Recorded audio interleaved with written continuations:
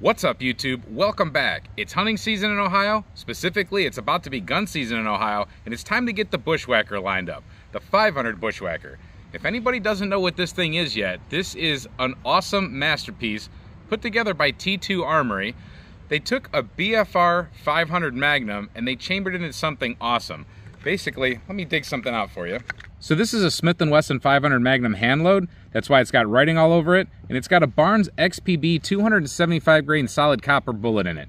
So notice the size of that, the 500 Magnum. And then boom, let's set a 500 Bushwhacker right next to it. So notice the extra length in the case. This 500 Magnum can go into the 500 Bushwhacker chamber because it's almost the same thing. The 500 Bushwhacker is a super lengthened 500 Magnum. These are the same two projectiles in each one of these rounds. Side by side, you can definitely tell this is a much bigger rocket ship. And that is why you see this brake here on the front of this BFR. BFRs don't typically come with these brakes, but TII Armory installs one of those to be able to control the recoil of this monster. Trust me, you need this brake on there. It makes a world of difference between destroying yourself or not. As far as I know, this is the most powerful revolver in the world. People will talk about production this and production that. I don't care. All I know is this revolver chambered in this is the most powerful handgun in the world by far. It smokes the 500 Magnum and it's faster than the 460. And currently, as far as I know, it's the fastest, most powerful straight wall cartridge that there is. And when I say smoke certain cartridges, I'm not joking. In some loadings of the 500 Bushwhacker, we're talking about twice the energy of a typical 500 Magnum. And if everything goes right for me this year, I'm gonna use this to harvest a deer. So we have a true plethora of ammunition to choose from for this firearm at the moment, but right now I'm gonna stick with the 275 grain Barnes bullet that I'm used to. So that's what these are and these are. We're gonna use those as opposed to anything else right now to do testing for deer hunting. I think this is going to be my deer hunting cartridge. I'm gonna get it lined up right now. We're gonna check velocity in another video when we do the gel testing, so stay tuned for that. But for now, we're gonna get the rangefinder out, we're gonna get some targets out, and we're headed to the tree stand. So I've got this target set up right here, right around where all these deer like to mingle. This is one of their favorite spots to come get a little bit of a snack. And where I'll be in 1 second is right up there in a tree, shooting down here at this direction at a downward angle. So completely safe to shoot at a deer with something like this. So I don't know how well you can hear me from here, but right now I'm ranging camera guy and that target over there, both at 31 yards. So now that we know where the shot's coming from and how far away. All right, let's see what happens at about half the distance that I'll be hunting at.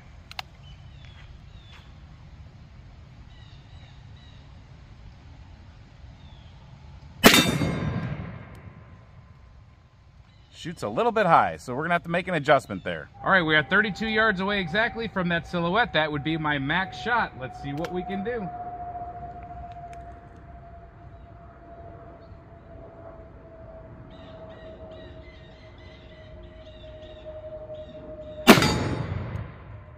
All right, there we go. I'd call that an acceptable hit.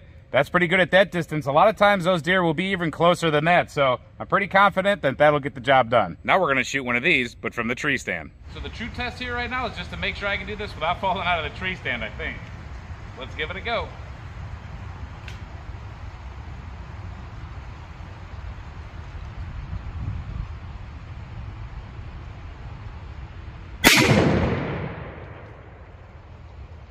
I don't know if I like my shot, but I stayed up here. Let's take a look.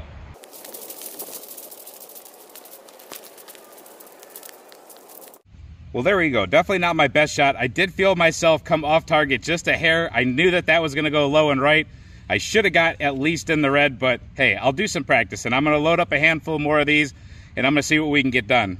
In the meantime, check this out. This is pretty cool. So, went through the target, and then through the tree, and totally through the tree stump, came out that back end right there and launched itself into the dirt, taking some wood with it.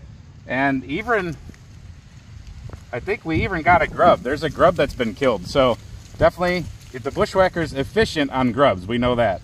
But take a look at that. That's pretty crazy. All right, hopefully I'm a better hunter this time. Let's see how it goes.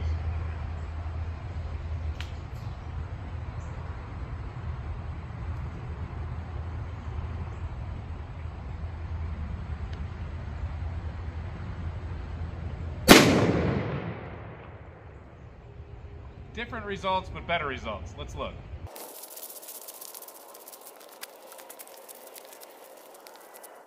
All right, still not exactly where I want it, but at least we cut the distance in half pretty much from where we were missing the center before.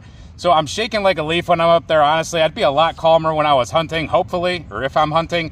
Right now I'm shaking a little bit, and I definitely have to watch the top of this firearm. I'm dealing with a blacked out front sight and blacked out top of rear sight here. We do have a white U-notch, but I just have to make sure that that top is completely leveled off. And once again, we have a hollow point completely exiting a tree. So there we go, 100% honest testing for you. I'm not gonna shoot this thing 100 times until I get it perfect and then show it to you. I'm showing you honestly what I was able to do with it today, which is not all that impressive.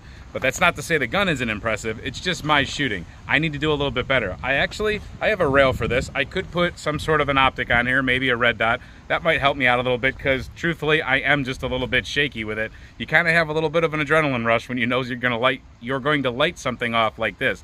I shoot this nowhere near as well as Keith and James, the creators, do.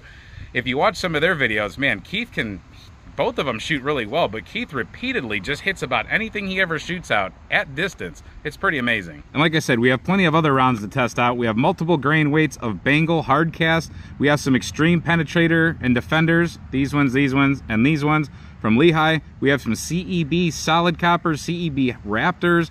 We have some more Barnes bullets over here, but these ones are for the rifle. And you're right, I did say rifle, so make sure you stay tuned for that one. So once I do some reloading and I have a handful more of these, maybe I'll put that on video of me getting my accuracy down pat for you. But until then, I hope you enjoyed this video. Hope you've been enjoying the Bushwhacker series in general. We have some really cool stuff. We are doing, like I said, an ammo test series, and we'll be testing this ammo in gel. So that's really cool. You don't want to miss that. Thank you for watching this video, and until we see you next time, stay safe, have fun, and keep shooting.